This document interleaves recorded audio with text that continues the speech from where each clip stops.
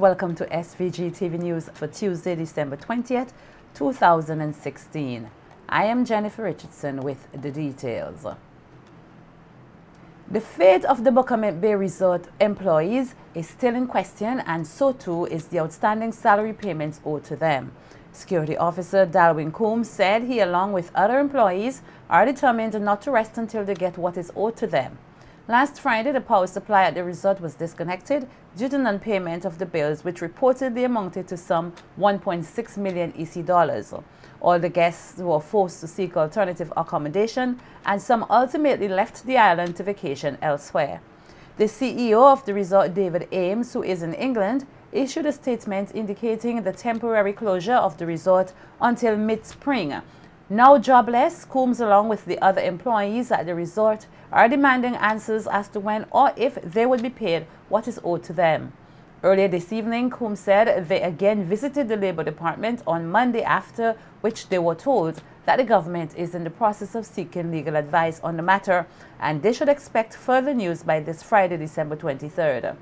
He stated that the Christmas season is not shaping up to be a merry one for them.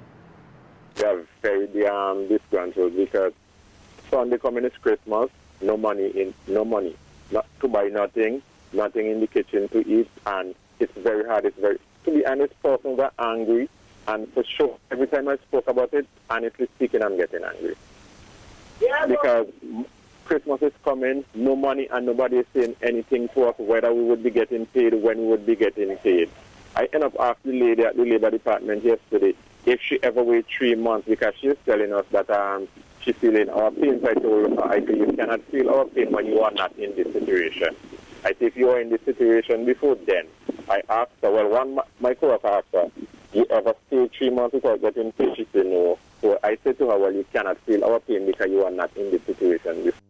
Coombs noted that while they understand that a receiver was appointed for the resort, they have not had any communication with him. To get to us, most likely he might have to get to us through the management of the resort, to the Labor Department, but nobody says anything to us. Well, 3 of us went down there yesterday to see if anybody was there to get some information concerning that, but we didn't met anybody. But what we understand is that, then I'm hearing on the news also, that there's some money borrowed to secure the assets so that they can get security and so. Right, okay, seeing that, especially the security, we were not being paid. And such thing like that, in my opinion, I say that the security who are down there before, those are the persons who they should have looked for. You might not have been able to pay all, but those are the persons you should have been looking for to give them the work, because there's money borrowed separately to pay them. So that has nothing to do with the resort. When asked about reported looting at the resort, the security officer stated that he has no knowledge of such. For Friday, right, there were Graves and I think it's Correz. Correz for sure were down there. And then the chef was giving his workers, the person who work with the chef was giving them food stuff and so. But to say, okay, like I see people moving and so, not as minding. Okay. But nothing for the security. I know the chef take care of his cook, but nobody take care of the security. Earlier today, a receiver for the Harlequin Resort, Brian Glasgow, told another media outlet here that every effort is being made to pay the workers. He told the Searchlight newspaper that although the court order appointed him interim receiver in respect to Harlequin, that's Harlequin Properties Limited, not the Buckermint Bay Resort, he is nevertheless interested to have the issue of outstanding salaries and wages for the workers settled. The government of St. Vincent and the Grenadines has awarded a contract to Franco Construction Limited for the reconstruction of the public water tank in Clifton. According to a media release from the Ministry of Economic Planning, the existing tank has been leaking and has not been used to full capacity for some time. The contract, worth some 1.6 million EC dollars, and which according to the media release represents the lowest qualifying tender received, is funded by the World Bank under the Regional Disaster Vulnerability Reduction Project, the RDVRP. The replacement of the tank forms part of the government's objectives to reduce vulnerability and adapt to the impacts of climate change in at-risk communities. The works include the demolition of the stone masonry tank and the construction of a reinforced concrete tank with a covered service platform and pump area, a new roof and fencing, and a concrete walkway and driveway. During construction, water in the existing tank and the catchment will be redirected to temporary storage tanks. The work will commence January 9, 2017 and is expected to last 6 months. Educators here and across the region have been challenged to regain control of their profession. The call has come from General Secretary of the Global Union Federation of Teachers Educational International, Fred Van Llewellyn, as he spoke at the opening ceremony of the Caribbean Union of Teachers, the CUT 7th Regional Education Conference held here last week. Making reference to the ILO's UNESCO recommendation on the status of teachers, Van Llewellyn outlined that teachers are essential for the development of mankind and as such deserve to have set standards for employment conditions. With all the challenges being faced by teachers globally, the General Secretary stated that educators are experiencing what he termed as deprofessionalism. In too many countries, even in countries where collective bargaining rights are fully applied, a meaningful dialogue on our professional challenges does not exist. Education is both an individual right and a collective right. It is one of the few instruments we have to build social cohesion and to achieve equity. Quality education is no longer a domestic issue. It is a global challenge. And the future of education is not only determined by how we organize and finance our school systems, it is also about the educational objectives and targets we set about what we teach and what we do not teach. Pointing to the UN Sustainable Goal 4, which advocates free primary, secondary and affordable tertiary education, Van Llewellyn outlined that the role of teachers within the global society is becoming even more significant. He further pledged his organization's support in elevating the teaching profession. We should not allow outsiders, self-proclaimed experts, consultancy agencies, corporations to determine our professional standards. Now, EI has started developing our international guidelines for the teaching profession that will help member organizations to take the lead in setting and monitoring professional standards in their countries. The strength of our profession and the accessibility and quality of our education systems are key. And for our organization and our affiliates in 170 countries, along with our 32 million members, we are certain that the pathway to a sustainable future travels through the classroom. And it all begins with you. Beverly Francois is trying to cope with the death of her friend Newsam Sampson, who reportedly fell over the veranda wall at her home and died on Sunday, the 18th December, around 11 p.m. Police reports are that the 72-year-old Sampson fell over from the veranda of the second-story dwelling house at New Montrose, face first, hitting the concrete floor. He was pronounced dead on the scene, and a postmortem revealed that he died of severe fractured skull. In an interview with SVG-TV News, Francois admitted that she and two other persons along with Sampson were having drinks that Sunday night and that she tried to grab the elderly man as he missed a step but couldn't hold on to him, and he fell over the veranda onto the pavement below. As I see Mr. Sampson getting like a tipsy, I told him, Mr. Sampson, time to go. He said, okay then, I know you have to work tomorrow and I don't want to keep you up. I say, yes. I get up, I come in the porch, I sit on the wall. Mr. Sampson came out, I told him to put on his shoe. After finish put on his shoe, he asked me for a hug. I tell him no. Mr. Sampson started towards me and I push him, not too hard, and he staggered back a little. While I noticed he staggered back a little, I see he reached to the other side of the porch. I run to grab him, but the only part I could have grabbed him was his pants. He had on a short pants. I tried to hold him, but how Mr. Sampson was so heavy, I couldn't hold him and he fell over. I ran down the stairs and go and see what happened down there. Blood was running from him. I went up back the stairs, I go inside, I call my roommate Ashamin, and which is the other guy, Akeem.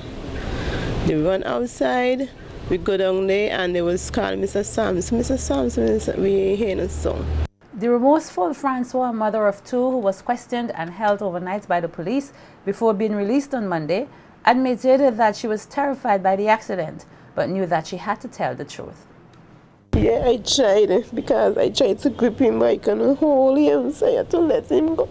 Because me and he would have go over the wall at the same time. At this time, what happened to him? I didn't believe this would happen to Mr. Sampson. So, for being a friend so long. I'm so sorry that happened to you and he had to go that way. I never experienced nothing so first time.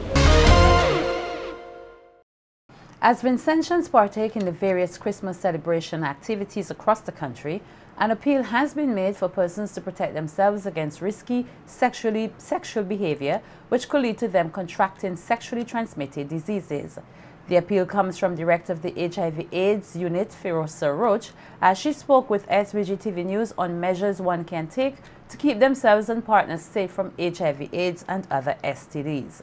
Roach noted that during this time, persons tend to get engaged in heavy drinking, which could lead to risky sexual behavior that increases the risk of contracting an STD. Christmas is that time of year when people share love, have fun, and indulge in excessive drinking of alcohol. Because alcohol can weaken one's judgment, they may be more likely to do risky things, such as having unprotected sex, putting themselves at risk for an STI such as herpes, chlamydia, syphilis, gonorrhea, or HIV. Now, anyone can get HIV. We are not immune from HIV. But there are steps that you can take to protect yourself from getting a sexually transmitted infection. Reiterating that engaging in risky sexual behaviors risk contracting an STD, Roach says it is necessary that persons protect themselves and look out for each other. Also, limit the number of sexual partners that you have. The more partners you have, as I said before, the more likely you are to have a partner with HIV or another sexually transmitted infection. If you have more than one sexual partner, get tested for HIV regularly. Your choice of partners also matters. Having sex with someone who has a higher chance of getting HIV, that is, for example, a sex worker, a prostitute, someone who is involved in using IV drugs, it would increase your chances of getting HIV. Roach also encouraged persons to get tested regularly for any STD, noting that the focus at this time should be given a gift of love and not an STD. If you give it yourself as a gift to that loved one, if you're giving yourself, ensure that you're well packaged, ensure that you're wrapped properly. That is, make sure you get tested, ensure that you know your status, and wrap yourself tightly and securely in a condom. As part of its continuing efforts to assist those in need and give back to the community, the Salvation Army earlier today hosted its annual Christmas Thanksgiving service and distribution of food baskets mainly to the elderly. Nikita Tony has more in this report. Since its inception, the Salvation Army has created a global movement of care and hope. Right here in SVG, the non-profit organization has been giving back to those in need through its annual Christmas Thanksgiving service. This year's event, which took place today, Tuesday, December 20th, saw approximately 400 persons receiving Christmas gift baskets made possible through donations given to the organization. Expressing gratitude to all persons who have donated to the organization, Commanding Officer of the Salvation Army, Major Pierre Antoine, said the organization remains committed to serving the Vincentian public. We've always been happy to see you because without you, we could have never have this Christmas Thanksgiving service. Your presence is important. But because of that, we will continue to pray for God's guidance upon your life so that God continue to make provision for you. Guest speaker at today's event, Governor General Sir Frederick Ballantyne, stressed the need for persons to see it fit to give back to their fellow men. More than anything else, Christmas is a time for sharing. And we thank the Salvation Army for all of their efforts to raise funds and get gifts so we can share with all of you. I thank all of those who have made contributions to the Kettle Appeal. Right? There are numbers of charities throughout St. Vincent, all asking for donation on this special occasion. And for all the Vincentians who have made contribution to the Kettle Appeal, I say on behalf of the Salvation Army, on behalf of the government, a very, very special thank you. Reminding persons of the importance of being thankful, member of the advisory board of the Salvation Army, Nina Maloney, urged persons to keep in mind the true reason of the season. This Christmas, remember thanks, and we would like you, the Salvation Army Pierre and Major Pasha Antoine, as well as the advisory board, to put Jesus in your Christmas. The commanding officers and other members of the Salvation Army urge all Vincentians to continue to donate to the organization as they strive to improve the lives of the needy. Nikita Tony reporting for SVG-TV News. The house of Jimmy Samuel at Rillen Hill on the leeward side of the country has once again been transformed into a reflection of the Christmas season with thousands of lights and decorations. However, according to Samuel, it has been a personal sacrifice to maintain the tradition of having one of the best lit private residences in SVG for all these years. Nolisha Miller has more on the hard work put in by Samuel to create this spectacular display of creativity, which draws hundreds of Vincentians and visitors alike to his home each year. Expressing his passion for Christmas, Rillen Hill resident and four-time winner of the Best Lit Private Resident, Jimmy Samuel has this year outdone himself. Thousands of lights shimmer Samuel's home from every angle, creating a spectacular display and a festive mood. He explained though he enjoyed lighting up his home every year, this year proved to be particularly challenging as he fell short of lights as a great amount were damaged. Why do you continue to do this every year? This is a good question, because it's something that's very expensive, and it's something that I don't love to do. You see, the people keep coming all the time, and if I don't want to do it, they're asking me to do it. They will keep asking me, are you turning on the lights this year? I say, no, not this year, next year. But I just continue to do it. Samuel further explained the thrilling feeling he gets when he sees how persons react to his display each year. I just love to do it. I don't know, I get this spirit every time Christmas comes because sometimes I want to go away. I want to go to the States and spend a Christmas up there, but I got to be down here. Right. Describing himself as a community person, Samuel said he would love to see the young generation embracing the spirit of Christmas like he does and decorate their homes and communities likewise. Do you have hopes for your children to continue this tradition? They won't. They won't. Would you like to see that happen? I would like to see that happen, but they feel it's too much hard work. He is also hoping that his hard work pays off and that he will be able to capture the title of Best Lit Private Home for the 5th time this year. Well, you always aim for it. I always aim for it. I won it, 4 times? But you always aim for it. And this year, I really plan, if I get it, God is good. And I thank God. Some residents took the opportunity to express their gratitude for Samuel's annual Christmas contribution in lifting the spirit of the community. Well, the design to me, it's real good and beautiful. It's a really beautiful thing. It's really great for the community. The kids love the lights. Mr. Samuel is doing quite a very good job every year, and the kids, well, not just the kids, everyone look forward for his lighting up. He's doing a great job. It's a wonderful effort. I mean, it takes a lot to do this, I'm sure. And looking look a little better than us, to me. You have more light for sure. Judging for the Best Lit House competition is scheduled to begin this evening on the leeward side of the island. Nolisha Miller, The Evening News. Vincentian-born entertainer Aretha Shallow is one of the few Caribbean nationals to be a lead singer on the Carnival Cruise Line Entertainment roster, and she's making her mark while doing so.